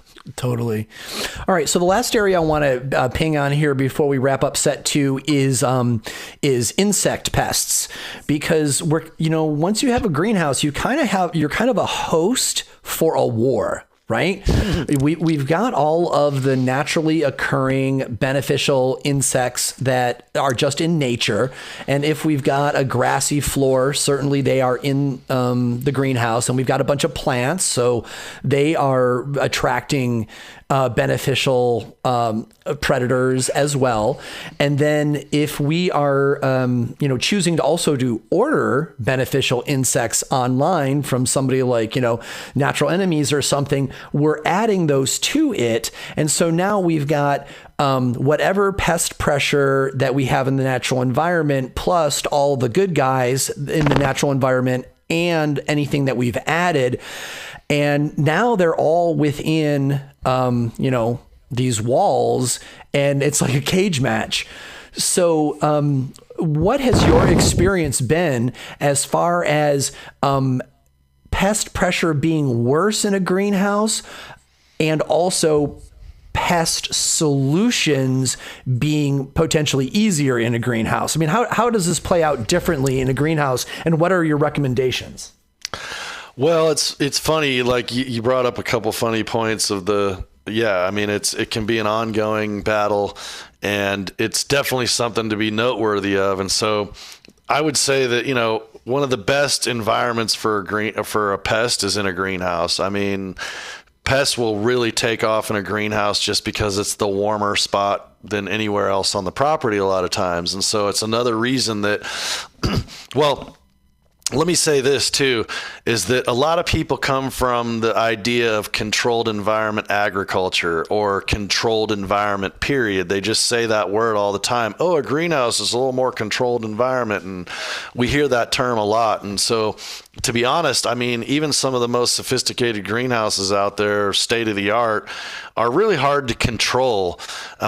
On one hand, it's just because there's too many bells and whistles, and in some cases there's not enough talent or people that know how to dial all this stuff in. I mean, cannabis has taken greenhouses further than any, ag greenhouse has ever gone. And so are there people out there that know how to dial these things in and make them work right? There's far and few between. It's really difficult out there. And so it's really better if people, look at things at a more practical aspect, but that's a different story. With my way of looking at things, I want to create support. And so instead of controlled environment, I want to have a supportive environment. And so a lot of the stuff that we talked about is already in that alignment of supporting things, naturally. How can we help the plants and benefit growing them easier and without all these problems and without all these bells and whistles. So that's why I always say, use the word support as much as possible. And so when it comes to the greenhouses and this pest issue that comes up, it definitely really can be an issue, because I've been to a lot of greenhouses that do get really hot and have, adverse effects and the pests really proliferate and do well in some of these greenhouses, and especially these hot zones. And so the first order of business would be, knowing where your plants come from. So, I mean, if you're starting them from seed at your own house, that's great. You have a lot more control over it than if you were maybe bringing in clones from somewhere else. If you are bringing in clones from somewhere else, you really need to make sure that they're clean. And how do you do that? Well, you can take the jeweler's loupe, the microscopes, and really look the plants over from the leaves and the underside and things like that to determine if there's anything on them or wrong with them. And then the other thing would be to, work on a program of keeping them clean. Maybe if you did buy clones and they're not clean, then that program of dipping them before you plant them, or making sure that you're using some type of pest management right off the bat, so that you don't wait until they become more infested. So trying to nip it in the bud as soon as possible is really the key. And that goes for the mom plants. If you're making your own cuttings off your own moms, you want to make sure that your moms are as clean as possible, so that you start out as clean as possible. And then as you go into the greenhouse, like you said, if you have a grass floor, or we're in these greenhouses with these open doors and sidewalls and things like that, sure, bugs can come flying in. I hear that a lot of times when I've talked over the years about opening the door or rolling up a sidewall in a greenhouse. It's like, well, the bugs can come in. And that's definitely true. They can. I mean, from what we've learned and seen over the years, the bugs really, try to find the weakest plant in the population. And so, plants that are not as healthy as other plants typically will get the bugs first. Some people will even say, I grow these 3 different cultivars in my greenhouse, but they only want to go to the gelato or something. They like the terps of the gelato more than they like the OG or the lemon cherry gelato or something, whatever, and so that might seem like the case, but it's not totally the case. Most of the time it has to do with, and again, plants can seem and look really healthy, but when they have this bug infestation, that's the first sign that there is something wrong with the health of the plant. And why aren't they going to the other plants? Well, the other plants are a little bit stronger and more resistant to those bugs, and they found that this strain or this particular plant in the greenhouse is weaker than the rest. And that maybe is because of the nutritional demands and the way that the substrate and things were made up. Maybe we mixed up a pot and it was the last of our bag of soil and our amendments, and we kind of just didn't give that last little plant everything that everybody else got. And so we now know that it's getting all the bugs because it just didn't meet the health demands of the nutrition and everything that it was put up against. The other thing is that inside the greenhouses, we always want to start scouting in the corners, because the corners are typically warmer than the center of the greenhouse. When the sun comes up in the morning, it's usually directed to one end of the greenhouse or side. And then as the sun goes down, the same thing. And so typically you always want to look on the outskirts or the ends of the greenhouses for the first infestations. And that will tell you a lot as well. And so again, we're trying to avoid an infestation. And so the program that you set up from the early time is really important to have. And the main part of that program, I would say, is scouting.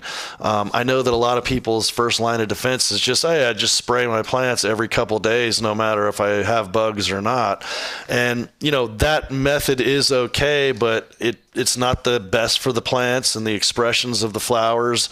And it can be hard on the plants to spray them all the time with even organic pesticides. They don't love it, but they also don't necessarily hate it a tremendous amount. But if we're trying to grow quality medicine and trying to keep the plant moving forward, every time we spray the plants with those oils, it is a little bit of a setback for the plant itself. And so scouting with the jeweler's loupe and just really being able to identify where the pests are, how bad it is, maybe gives you the ability to spot spray rather than entirely covering every plant and soaking everything down. And so identifying the hot spots or where these things are, which pests they are, and knowing the life cycle of these pests. There are times where we don't spray enough. Maybe we're spraying every 7 days or something like that.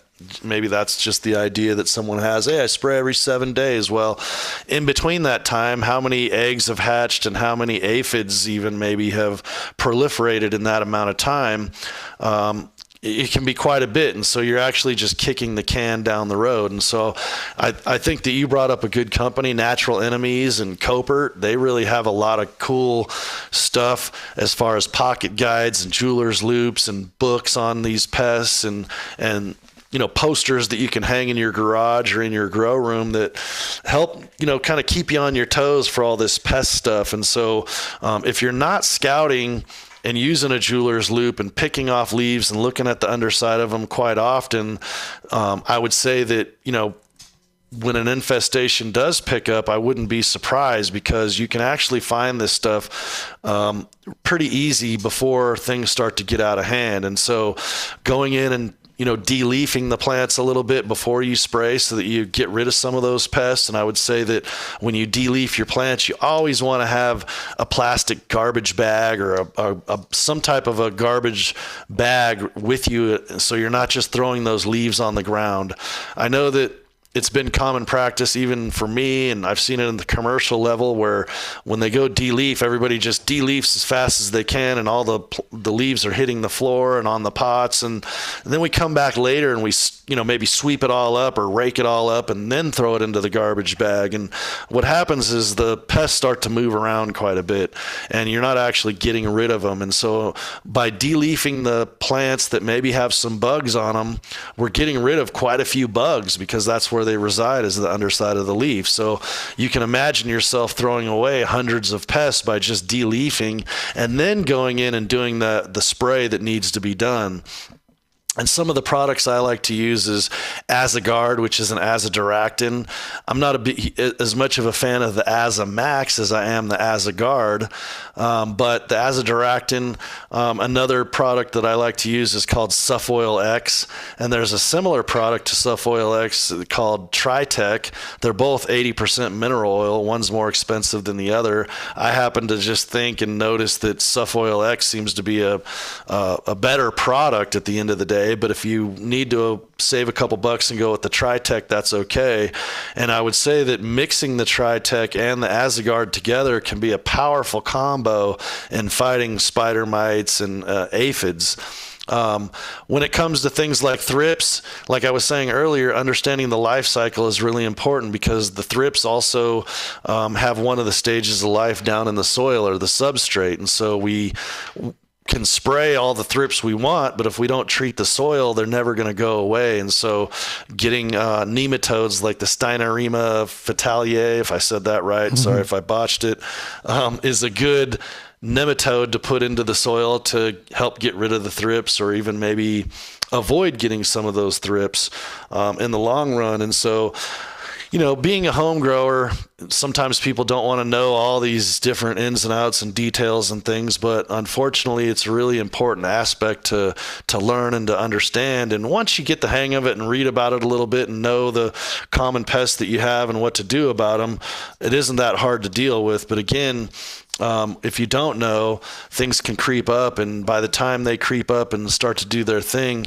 it could be way later in flower too, and that's just a tough time to have to spray and to begin battling pests. And so the more we can do to the moms, the clones, and while they're in veg and even the earliest weeks of flowering, will help ensure that we have a great finish to the end of the cycle. Damn, that's so well put. Everybody's interested in crisis management for their pests, when really the easy solution is on the prevention side, so it doesn't happen in the first place. So, all right, so let's go ahead and take our second commercial and be right back. You are listening to Shaping Fire, and my guest today is OG greenhouse consultant Eric Brandstad. Fish Poop brand fertilizer is an all-natural fish poop concentrate with nothing added. Real fish poop is extraordinarily complex. Not only are you adding the nitrogen, phosphorus, and potassium your plants need to build mass, transport nutrients, and enhance flavor, but fish waste is also packed with biological activity and micronutrients. When you add fish poop to your irrigation water, you are adding life force, probiotics, and active microbes. These microorganisms include a wealth of various bacteria and protozoa which further enhance nutrient availability for the plants. Because plants are limited by the absence of any essential micronutrient, these trace nutrients are the difference between having a decent garden and having a garden that makes you feel really proud of your efforts. Fish poop is a naturally complete solution that fills in the cracks in your fertilizer program to ensure you offer your garden a broad base of nutrients. Not all fish poop is created equally. Most products with added fish waste don't reveal their sources or lab results. Fish Poop brand Fish Poop, however, generates their own fish waste as a byproduct of their organic aquaponics cannabis farm where they raise ornamental koi and tilapia. You are even invited to tour their farm in person or on their YouTube channel to look for yourself. This sort of transparency is wildly rare in the fertilizer market. The folks behind Fish Poop are also lifelong medical cannabis producers who have deep connections in the community, donate more product than they sell, and support cannabis prisoner, veteran, and patient collectives and charities. To get your bottle of pure fish poop, go to fishpoop.com. And to see their entire line of cannabis products, go to ounceofhope.com. That's Fish Poop brand Fish Poop. Sometimes the topics I want to share with you are far too brief for an entire Shaping Fire episode. In those instances, I post them to Instagram. I invite you to follow my 2 Instagram profiles and participate online. The Shaping Fire Instagram has follow-up posts to Shaping Fire episodes, growing and processing best practices, product trials, and, of course, gorgeous flower photos. The Shango Los Instagram follows my travels on cannabis garden tours, my successes and failures in my own garden, insights and best practices from personal grows everywhere, and always gorgeous flower photos. On both profiles, the emphasis is on sharing what I've learned in a way that you can replicate it in your own garden, your own hash lab, or for your own cannabinopathic health. So I encourage you to follow at Shaping Fire and at Shango Los and join our online community on Instagram. After you've caught up on the latest Shaping Fire episodes, do you sometimes wish there was more cannabis education available to learn? Well, we got you. Shaping Fire has a fabulous YouTube channel with content not found on the podcast. When I attend conventions to speak or moderate panels, I always record them and bring the content home for you to watch. The Shango Los YouTube channel has world-class speakers including Zoe Sigmund's lecture, Understanding Your Endocannabinoid System, Kevin Jodrey of Wonderland Nursery talking about breeding cannabis for the best terpene profile, Frenchie Canoli's Lost Art of the Hashishin presentation, Nicholas Mahmood on regenerative and polyculture cannabis growing, Dr. Sunil Agarwal on the history of cannabis medicine around the world, Eric Vlosky and Josh Rutherford on solventless extraction, and Jeff Lowenfels on the soil food web. There are several presentations from Dr. Ethan Russo on terpenes and the endocannabinoid system too. While there, be sure to check out the 3 10-part Shaping Fire Sessions series, one with Kevin Jodrey, one with Dr. Ethan Russo, and one with Jeff Lowenfels. And even my own presentations on how to approach finding your dream job in cannabis and why we choose cannabis business even though the risks are so high. As of today, there's over 200 videos that you can check out for free. So go to youtube.com/Shango Los or click on the link in the newsletter. Welcome back. You are listening to Shaping Fire. I am your host, Shango Los, and my guest today is OG greenhouse consultant Eric Brandstad. So here's our big finish. During the first set, we figured out where we were going to put the greenhouse and how we were going to put the greenhouse. During set 2, we figured out how the hell we're going to deal with heat and cold and pests. And here in set 3, we're going to talk a little bit about tricking out our greenhouse and proper care. So, Eric, you've been on this show before, and we have talked at length about light deprivation, light dep, and I should probably know the episode number, but for anybody who wants to listen to that episode, you can look for it on. I'll put the link on the page for this episode. But why don't you explain just real quick what light dep is for folks who are not familiar with it for their home greenhouse, and they can go to that episode if they want to learn more. Yeah, sure. I mean, cannabis is a photoperiod plant, and what we mean by that is that it uses these light cycles in order to grow or to flower. And so most people are familiar with indoor growing and the fact that 18 hours of light makes the plants veg or grow. And then when you cut that light back to just 12 hours of light, they will start to produce the flowers.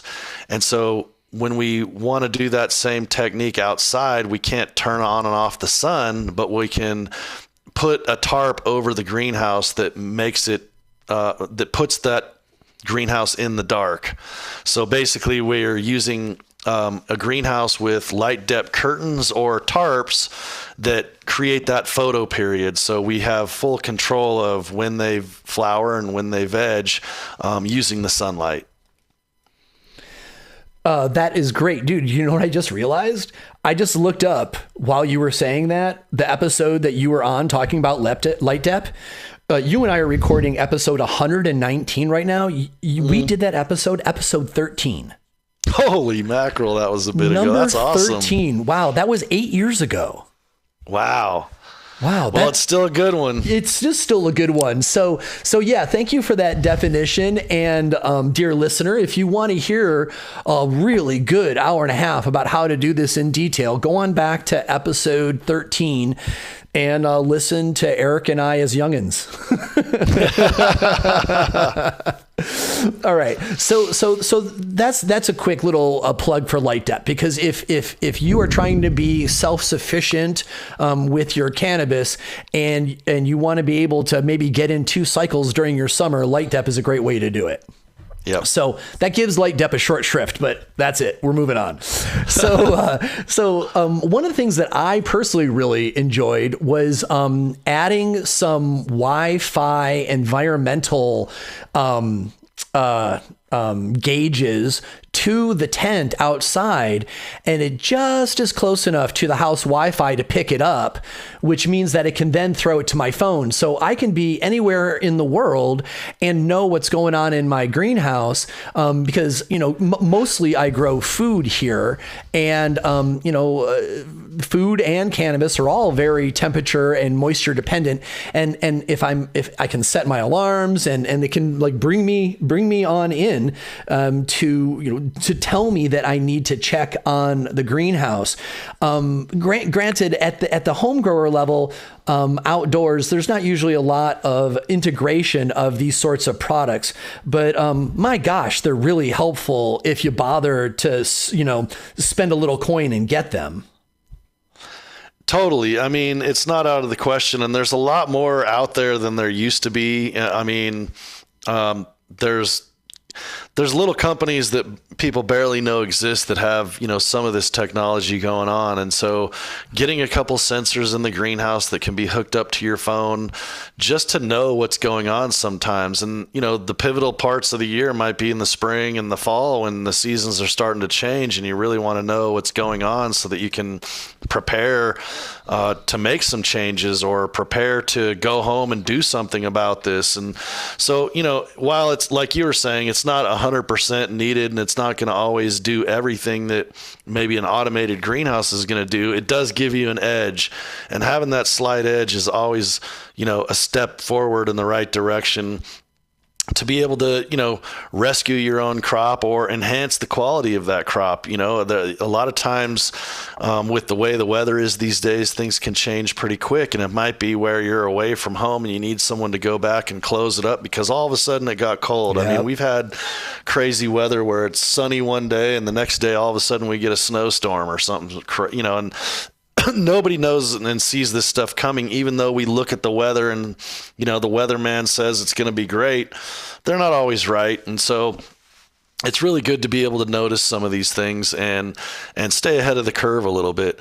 Another thing that can be, cool and important to have is that, some of these things can be hooked up to even a solenoid that turns on and off your irrigation. So there might be just a simple, hey, I want to be able to turn on and off my water when I'm gone from home. And that's not out of the question because, a lot of the landscaping stuff that we use nowadays for our homes can be outfitted to do that. And so, Rainbird is a common company or term that have all sorts of landscaping devices that can be remote or, controlled just, right at your house type of thing with a couple buttons or even a timer on there that, allows you to be able to control when stuff gets watered or maybe when a fan turns on or not.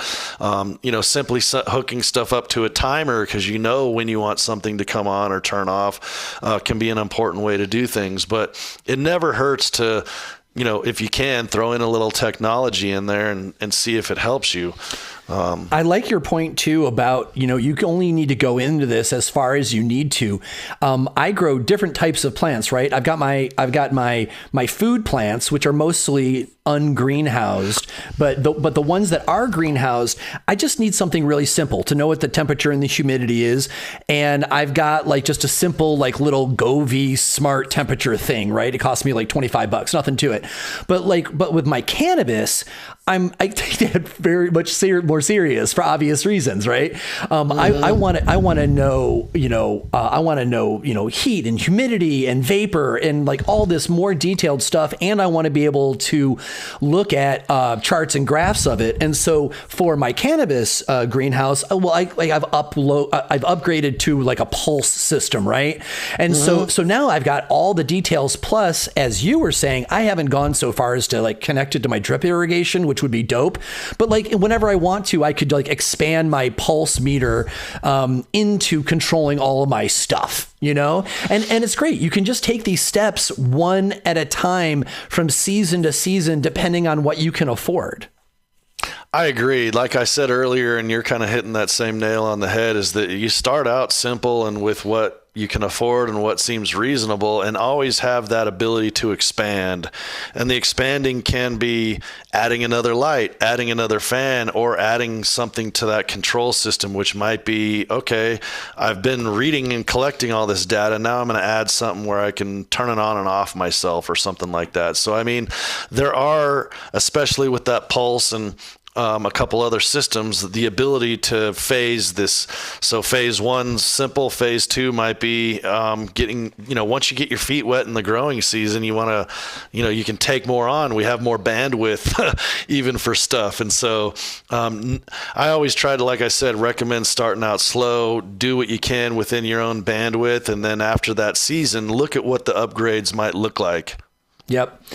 All right. So we were talking about upgrades around tech. Let's talk about adding lights to extend the growing season. Now, I think that adding lights to an indoor space is an obvious thing, and to a greenhouse is generally a good idea, though I'm not a big fan of the light pollution that comes from people who run their lights all night, but that's a personal thing. But I have more concern when we're talking about these small hobby greenhouses of hanging lights in them, primarily for two reasons. Number one, lights are heavy, and the internal frames of these greenhouses, even the galvanized steel ones, they wiggle, and I'm kind of not so sure about that. And then second, the lights themselves can generate heat and potentially melt the plastic, just because, again, we're not working with a lot of space here. So, I have seen people do it. I've seen them do it well. It takes their height from 6'6" to more 5'10", which is space I wouldn't really want to give up. But what are your thoughts on adding lights to a greenhouse that's this small? Yeah, it can be tricky. All those things that you said are definitely noteworthy, and each, hobby house is a little different. And so you can't just, we can imagine we're going to hang lights and something, and then we put it up and we run into some of these, it's one step backwards type of thing. Yeah. And so, I've seen where people have taken and basically taken a 4x4 post and augured or put that into the ground at four corners, or even just one at both ends, and they actually run a cable or a pole of some kind, and they actually hang the lights from that, so it's not attached to the greenhouse. Wow. This came up years ago because when they started doing Proposition 64 in California and rolling out the ordinances for how people could grow, they were kind of weird with the hoop houses. They, you either were a permitted greenhouse and commercially growing, or, because in ag you can grow with a non-exempt or a non-permitted greenhouse, and so cannabis farmers wanted to have that same opportunity, but the ordinances were, hey, you got to have a permit or nothing. And what they did is they said, well, if you want to have a exempt greenhouse that isn't permitted, it can't have any electricity or lighting fastened to it, fans or any of that. So then what people started doing was rigging up with 4x4 posts and internal framing so that they could hang their fans and hang their lights, but it wasn't attached to the greenhouse. Yeah. Totally outside the spirit of the rules, but exactly how we cannabis people interpret rules. Exactly. We find a way. We will find a way. And when you go to Home Depot these days, and so when we're talking about lights, a deeper dive would be what kind of light, what color, what intensity, Sure. and all these other things. And so the short side of that, or the easier way to look at it, might be that, hey, I'm just trying to veg my plants a little longer, or hey, I'm trying to, flower them sooner, or whatever the case is. And so, you can get away with fairly low powered lights in order to keep a plant in one stage or another. It doesn't necessarily mean that they're going to grow bigger and faster and produce bigger buds, but it's definitely going to help keep the cycle that you're intending streamlined for a certain amount of time, and that's where the lights could come in handy. And so you might say, and people have done this even on the commercial side, where they go to Home Depot and they sell the decorative outdoor patio lights. So it's basically like a long extension cord with some light bulbs hanging on it. And most people would put that in their patio or their backyard for, barbecuing and hanging out and making more of an ambiance or whatever. And so these same 40-foot string of lights that they have in a box at Home Depot can be strung up inside these greenhouses, maybe even without any framing, because they're can be lightweight. Now, I'm not saying that they're light enough for all these frames, but they're lighter than hanging an LED or a HPS light that you might go get at the grow store. Right. Totally. And also they run a lot less hot too. Correct. They do run a lot less hot. And so something like those string lights can be a great way to say, okay, I'm going to bring my plants out whatever time of the year, and I want to encourage this veg cycle, and I don't want them to trigger into flowering by accident. Or the opposite might be that, you want them to trigger into flowering and you're just, not getting enough sunlight in some cases, or whatever that case may be. This supplemental light is exactly what it is. It's supplementing some light in order to keep those plants in the stage that you're intending, without trying to rely on them for ultimately all the growth and production that's required. Yeah, right on. There's one more topic I want to mention here. We don't need to discuss it, but I just want to throw this out there for the one person who needs it. If you happen to live in a place with a very short cultivation season, like where I am in Washington State, you can also consider something that I learned from an OG black market grower in Port Townsend. If you're listening, man, I would love to see you again. He made raised beds and he put in heaters in the soil, because one of the problems that we run into is that after the evenings start to get under 50 degrees, the containers go to sleep, right? All your microbe life falls asleep from the consistent cold. And so that tells the roots we're done. And so the plants finish up and start to mold. But he would keep, he would trick out his tents with the lights, and then he would also put them in warmed beds. And like, he was growing outdoors and harvesting like first week in January and stuff. And like in Washington, that's ridiculous. He said that he was able to go until the snow started to be too heavy on his hoop, and then he had to be done. So if you happen to be in one of those places where the season is cold and you are in containers, there's an idea for you. 100%. I was going to bring that up earlier and I kind of just moved through things and forgot, but that radiant heat is really important for production going into those colder months or parts of the areas of the country. anytime that you have your substrate start to go below even 60 degrees, like you're saying, everything starts to hibernate and slows down progress. And so we want our soil temps to be 69 to 70 degrees. And so that also means we don't want to use freezing cold water to irrigate with when we do go irrigate. Yeah. And so I'm not advocating hot water, but I am advocating, something that's temperate and not straight out of the ground at, 40 or 50 degrees. So if you can get your water closer to 70, it doesn't have to be hot, because hot water will actually start to grow bad things and cause problems as well. But we want to avoid the freezing cold. And the other thing that people have done is they've, maybe wrapped their beds or even their grow pots in some type of insulation.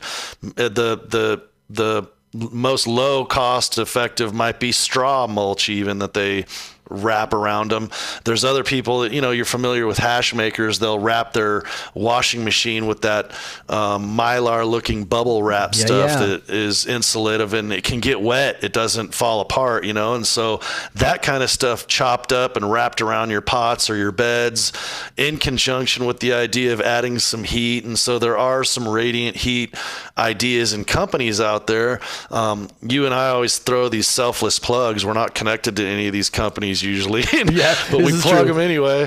There's a company, I think, in the Midwest called Radiant Tech, and it's, Radiant TEC at the end. Radiant Tech has a lot of do-it-yourself supplies for creating a radiant heating system. And then there's another company that's more commercial, but I think they do have some hobby kits now, and they're good people, called Biotherm in California. And Biotherm also provides radiant heat systems for commercial greenhouses. But again, I think they have something on the hobby side. But if you're considering extending the seasons, if you're considering growing in the winter, or if you're growing in a place like where you guys have the really short seasons, some of these things can be beneficial, if not all of them, at least one of them, and that would be not irrigating with the freezing cold water. Don't pull it up from your well and put it right on the plants. Yeah, exactly. You're not going to want to bathe in that, so neither are they. Right on. All right, so the last topic I want us to touch on, Eric, you have told me so many times to make sure that I put away my greenhouse skin properly, because they are expensive, and if I don't clean it before I put it away, it's going to get crappy over the winter. And then I did not listen to you, and I screwed up all my stuff, and so I had to replace the plastics the next year. So going forward, I now listen to you, and I make sure I wash down the greenhouse, let it dry, and fold it up before the weather gets too bad. But I can imagine that there is some general upkeep that should probably be done on these greenhouse skins over the year. I don't know if there's a plastic conditioner or anything, and then they should be put away correctly. So will you give us your little best thoughts on taking care of the greenhouse and how to properly put it away for the season? Sure. I mean, a little soap and water goes a long ways. I mean, I think if you were to look online of somebody like Greenhouse Megastore or Griffin Greenhouse, and maybe even a company that in Santa Barbara called Total Energy Group sells a lot of whitewash materials so that you can, add a lot of greenhouses in the wintertime that are commercial that might be glass. In the summertime, that don't have an automated shade cloth or something like that, will spray a whitewash type of a paint on the glass. And so it basically calms down the sun's intensity because it takes away some of that transparency. And then it washes off in the wintertime or when it rains. And so companies like that might sell a conditioner of some kind. But I would say that, in a lot of areas of cannabis growing, I've gone out and seen that, there is quite a bit of particulate that settles on these greenhouse frames, whether it's dust or environmental stuff, pine needles or whatever. It's not out of the question to go out there once a week, once a month, and just hose the greenhouse down with a hose so that you get some of that particulate off. And then when it comes to wintertime, like you were saying, is taking it completely off. And it not only protects the skin, it protects the frame, because as you were saying earlier, if we get a tremendous amount of rain, it can build up into the greenhouse in these little pockets and saggy spots. If it snows, that snow load will take down the greenhouse frame, and so will the rain if it gets enough water trapped on top of it in weird places. And so by taking the greenhouse cover off, we're avoiding the frame collapsing or bending or creating any stress on it. And then it's also going to make that cover last a lot longer. One of the things or mistakes people do is they'll just fold it up and stick it in the garage. And what ends up happening is, for some reason, I don't know what it is, but mice just seem to be attracted to plastic and weird things like this, and they bore a hole in the side of it when it's folded up, and then when you go unfolded, it's like a piece of Swiss cheese. And so, having that piece of plastic rolled up and maybe put into a cardboard box simply is enough. For some reason, the mice don't always bore through them. They can, but for some reason, they tend to leave stuff alone. If you can get a black and yellow tote and fit it inside of that, that might even be a better solution for really keeping anything out, and bugs and rodents that way.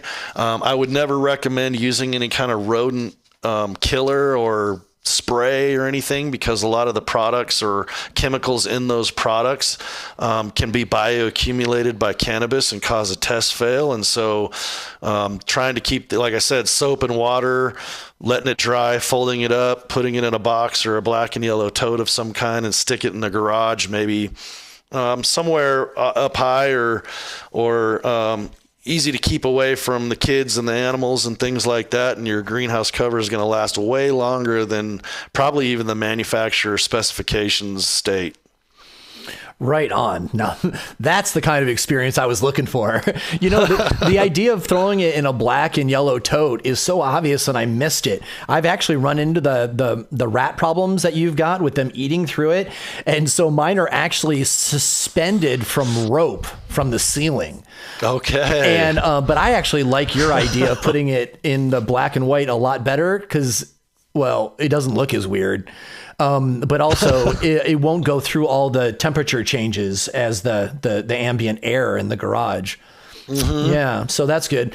So, all right, cool. Well, Eric, let's wrap up, man. Thank you so much for joining me again on Shaping Fire. I have always enjoyed your professionalism and your depth of knowledge, but I also really enjoy, because you're a good conversationalist and you're just fun to hang out with. And so I'm glad we got an opportunity to hang out for a couple hours today with everybody hanging out with us, so we could just chat and hang. Yeah, no, it's always good chatting with you, and I miss hanging with you. We're going to have to we're going to have to dust you off and get you out here to want something one of these days so we can hang out again, but it's got to be the right thing. So when that comes up, I'll be calling you. Yeah, the man, I miss, because it used to be at the very least, you and I saw each other at Emerald Cup, and mm-hmm. I don't want to diss Emerald Cup, because I know you're still heavy there as a judge, but Emerald Cup has changed, and it just doesn't bring all the people that it used to, and I miss that old family. It's changed a lot, and I miss a lot of that too. It's definitely not the same, and there's some other events out there that are kind of like that, but it's all changed, and the events are all different. But one of these days, something's gonna happen, and we're gonna be like, hey, we'll be at that. I will see you there. Yeah, I mean, the Wonderland days were great too for meeting up. I mean, I miss the Wonderland days, and some of those spring kickoffs and things that Kevin used to throw up there. People just don't want to travel like they used to, especially a lot of the growers. I think the most popular event, or one of the more popular NorCal events nowadays that just happened, is the Ego Clash. I've never been, but it seems to be, the new community event. Yeah, I agree. I do think that these specialty, very small, ultra high quality events is where it is right now. I'd love to see the return of a big event, but it would have to take a very particular promoter to pull it off, so that it doesn't get usurped as much by the commodity advertising and turn it into what everything else is. But totally, I would definitely support such an event if it happened. Right on, man. Yeah. Well, it's always good catching up with you. Yeah, good catching up with you, man. So let's plug some of your stuff. So, my dear listening friend, if you are interested in hiring Eric Brandstad to consult for you on your greenhouse, whatever its size, by all means, you should reach out to him because he does that full time all over the country and he's great at it. So, for that kind of information, you can go to his website at greenhouseadvisorygroup.com and get all that information and reach out to Eric through there. If you are interested in following him on the media socials, you've got two options. The first one is the Instagram for the business, which is GH_advisory group nope. Sorry. Let me try that again. GH_advisory_group. That's the business Instagram. And the one that I would recommend everybody follow because it's a good time. And Eric really kind of like, you can get to know Eric as a person through it, is his personal IG, which is light_dep_greenhouse. So those two are on IG and then his website. You can find more episodes of the Shaping Fire podcast and subscribe to the show at shapingfire.com and wherever you get your podcasts. If you enjoyed the show, we'd really appreciate it if you would leave a positive review of the podcast wherever you download. Your review will help others find the show so they can enjoy it too. On the Shaping Fire website, you can also subscribe to the newsletter for insights into the latest cannabis news, exclusive videos, and giveaways. On the Shaping Fire website, you will also find transcripts of today's podcast as well. Be sure to follow on Instagram for all original content not found on the podcast. That's at Shaping Fire and at Shango Los on Instagram. Be sure to check out the Shaping Fire YouTube channel for exclusive interviews, farm tours, and cannabis lectures. Does your company want to reach our national audience of cannabis enthusiasts? Email hotspot@shapingfire.com to find out how. Thanks for listening to Shaping Fire. I've been your host, Shango Los.